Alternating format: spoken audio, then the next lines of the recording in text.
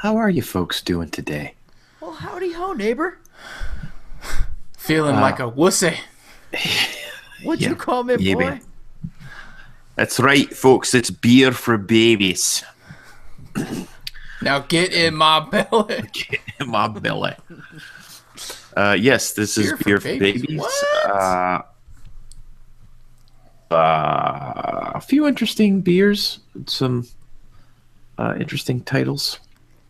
Yeah. The first beer we're going to try here is Who You Callin Wussie from Arrogant Brewing Company out of Escondido, California. Stone Brewing? And then we actually all have this one this week. Yeah. Yeah. Not sure if we've. This is a true fermentation conversation. That's right. Look at that. Look, ready? Bam! Boom. What's it? Boy.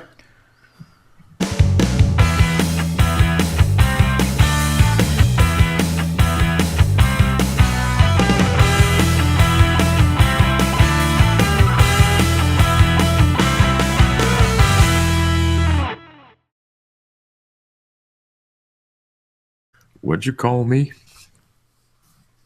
All right. It's a pretty sweet can. I could do without the name calling, guys, okay? All right. Yeah. it clean. No. This is a bully-free podcast. This is the children's show. Well, if this is bully free, then we shouldn't be drinking any Stone beers because they sure like that's to true. bully their customers around a lot. Right into buying and drinking their expensive beer. All right. You'll So- shut up if you know what's good for you. That's right. That's right. So as we discussed, this is Who You Callin Wussie from Arrogant Brewing Company, not Stone. Oh, This is not Stone Brewing beer. What? Uh, I'm confused. we were talking a little bit about this off mic before the show. This is kind of what do we consider this? It's not. Is it? Is it that Stone? Is it that Greg went off and started this brewing company, or I don't. Yeah, he went and sold this part of it, and now Arrogant Brewing is brewing? As far as I know, it's still all the same brewer. I mean, Mitch Steele is gone, but they started. They He started his own the- project, right? But Right. this Arrogant Brewing has been around since 2015, so Mitch just left. When was that? Back in like October, September of last year? Right. Yeah, not too long. So I don't know. It's almost like, yeah, the Arrogant Bastard is like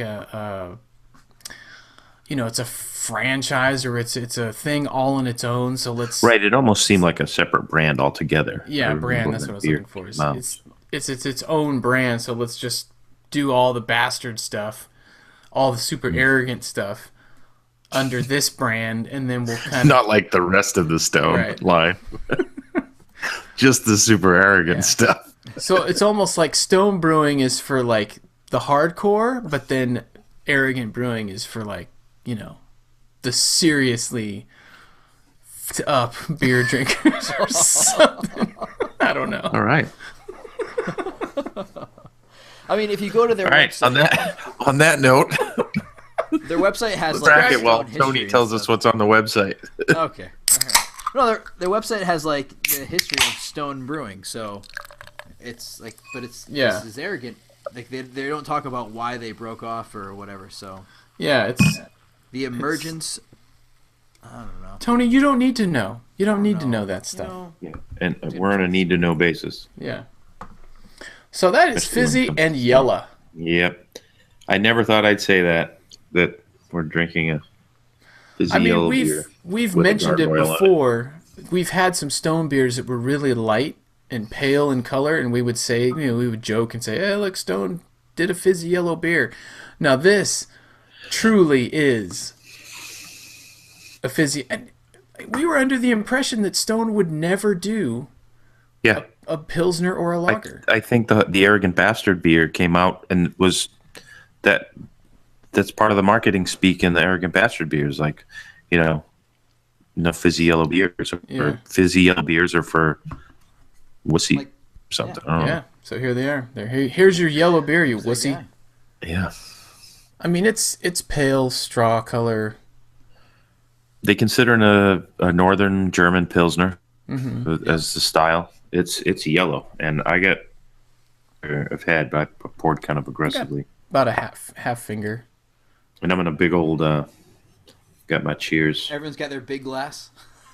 I got my Skinny. cheers glass. No, mine's not really big. Oh, It's you just- got a bastard glass. Yeah, You dude. bastard. Hashtag Nice. appropriate glassware.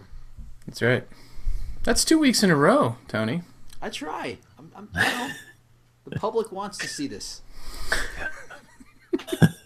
I could do a side by side of the arrogant bastard little devil guy Oh yeah. and this. Same thing. Boom. 47 IBUs. Have anything as far as ingredients goes. I didn't see anything on the can. And they're probably still just as secretive with their hops Yeah. and malts as they always are. On the nose. That German. Yeah. Get that It is Pilsner. very Pilsner malt. European malty, Yep. but it's got a bright hoppy aroma too. The head. I don't want to say citrus, but something is very kind of See, I'm getting kind of a floral, Yeah. little floral and a little like biscuity or cracker. Yeah, like sweet corn. I don't know. Yeah. It's just you get that like I don't even know if it's different styles, but you almost get that like that lagering stank. Yeah. It's like that lager must. Yeah, lager must.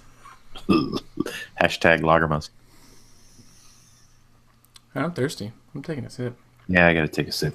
We got 16 ounces of it. Might as well start. Prost. Taking a sip, yeah. It's Pilsnery. Is that a flavor? It is on the Beer Coasters podcast for sure. It's Pilsnery. Pilsnery, roastiness. pretty dry. Pilsneriness.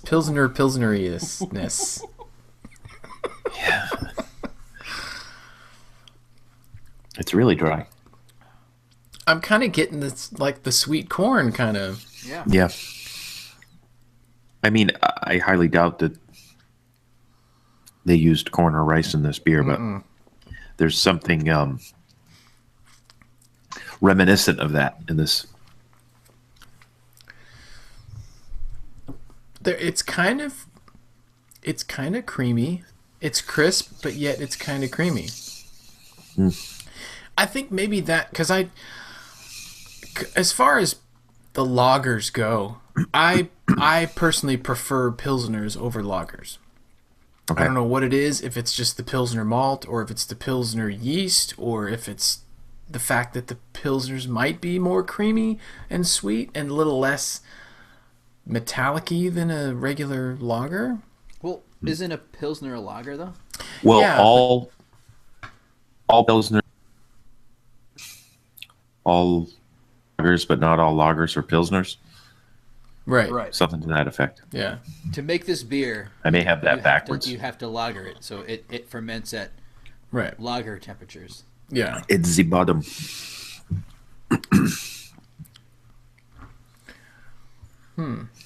Yeah, you know, I don't know if it's the yeast because it's that lager yeast, but I wish it just didn't have that little bit of like that lager must. I don't know. Yeah. Yeah. I almost don't mind that like that sweet corn, like the little hint of that and the dryness. I mean, it's kind of tastes like a kind of beer that I'd want to drink at a ball game. Yeah, for sure. Yes. Absolutely. Yeah. It's corn flakes. That's what it is. Because it's got to fit in with the cereal for the rest of the show. So it's I see. corn flakes. Kind of, right? Right? Kind of All right. like corn flakes. Yeah. It's It's like puffed rice cereal. it is a very narrow flavor profile. You know what I mean? Like it doesn't go too far. Yeah. As far, I mean, you take a sip, it's dry, you get that kind of odd maltiness. That lingering. It is stank. reminiscent of some lagers and pilsners that I've had, but it's not. It's not a pleasant sense memory thing for me. Well, it's definitely has more body and The it mouthfeel is a is little- much better than. yeah, it's more bold than your typical, I don't know, American lager, I guess. Yeah. That would Yeah, be I mean, it has interesting a bite to it that, it's less of the corn water, light beer style, for sure. It has a good bite. It's a dry. It's got some hoppiness there. Although I wish it had a little bit more hoppiness. Like more, one of my more listeners, if you will, is the Prima Pils from Victory. But that's kind of, I mean, there's a whole heck of a lot of hops in that for a Pilsner. But I think this could stand to use a little bit more in the hop category. And I'm sure. saying that about a Arrogant Brewing beer. Yeah, seriously.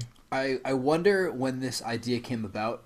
Obviously they're trying to appeal to a different kind of audience than they normally appeal to, people that go after stone beers, but they just expanded to Berlin, Germany, and now they're making a Norman German Pilsner. So I wonder if they're trying to kind of solidify and not maybe refine their some of their stuff, kind of pull back a little bit. if they show up with their flagship as the Arrogant Bastard Ale with this strong ale, in an environment that's not really used to beers that strong, Right. this probably be a hit over there. Well, yeah, and maybe they've learned something since they've been over there.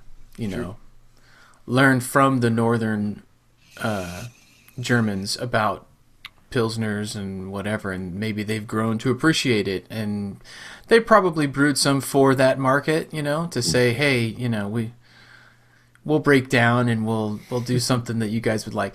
But see, now it would almost be arrogant is probably the proper word for them to say, oh yeah, you guys think that you can brew, with your Reinheitsgebot and your, brewing for 500 years of this style? Hey, well, we're going to brew one too and show you what it's really like. I don't know if that's the approach that they were taking, but I hope not. Maybe behind closed doors, they're probably saying that. We'll show them. Yeah.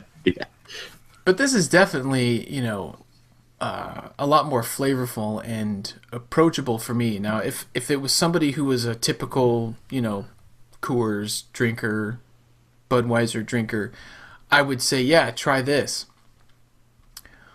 But more, it's a good introduction, but I would say even more for the people that drink something like MGD or something like that, where it's a little more thicker and syrupy and more body, to then move over to something like this, because this might actually be a little too much for the Bud Light drinkers.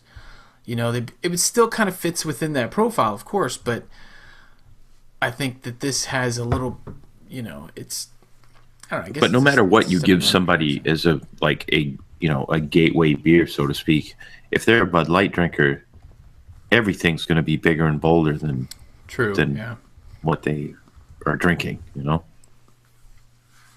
So there you have it. Give it a chance. And not. It's the Who You Callin Wussie from Arrogant Brewing Company.